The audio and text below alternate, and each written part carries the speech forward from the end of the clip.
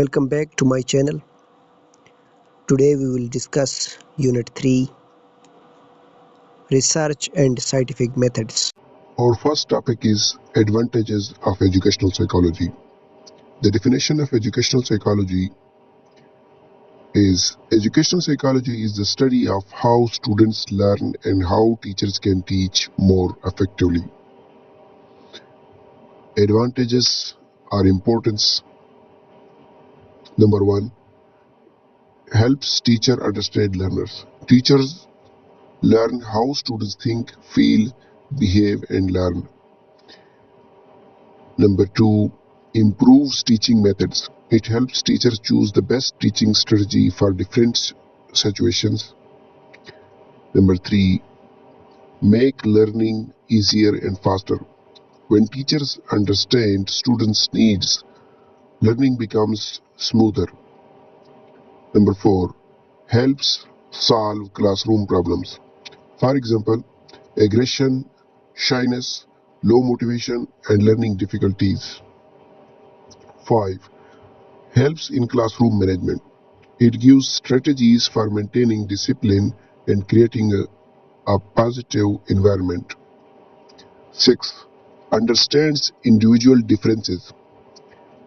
Every student has different abilities, learning styles, and speed. This helps teachers teach accordingly. Number 7. Improves assessment and evaluation. Teachers learn how to measure learning properly. Number 8. Supports emotional and social development. Helps teacher guide students in personality building and confidence. Our next topic is methods of educational psychology. Educational psychology uses different methods to study behavior and learning. Main methods: introspection method, studying one's own thoughts and feelings. Observation method, watching a student's behavior in natural settings, classroom or playground. Experimental method, conducting experiments in controlled conditions to study behavior. Case study method, a very detailed study of one student over time. Clinical method, used to diagnose learning problems, emotional issues, and behavioral issues.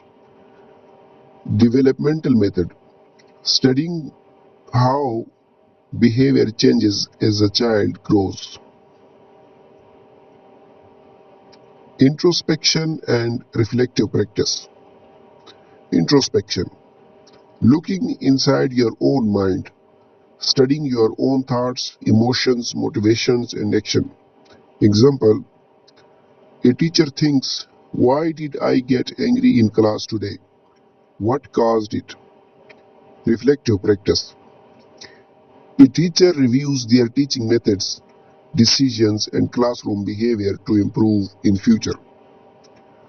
Characteristics: deep thinking, self-analysis,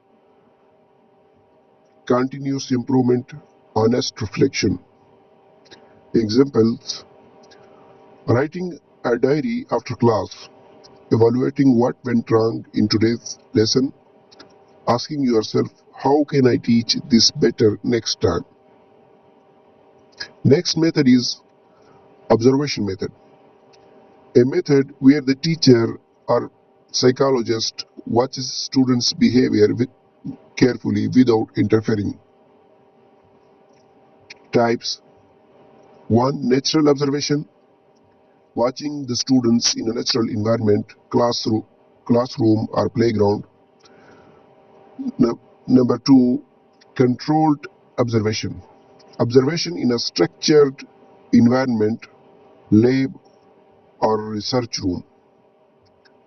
Classroom behavior, social behavior, emotional reactions, learning difficulties. A teacher observes why two students are always fighting during group work. Next method is case study method. A detailed and long-term study of one student to understand their behavior, problems, strengths, and weaknesses. Steps: number one, collect background information. 2, observe behavior. 3, interview parents or teachers. Number 4, test intelligence or learning abilities. Number 5, identify problems. Number 6, suggest solutions. Example: a child who cannot read properly is studied with family history, school behavior, medical reports, and tests. Scientific method: a systematic step-by-step method to solve problems or find answers using evidence. Steps of scientific method: identify the problem. Example: why do students forget quickly?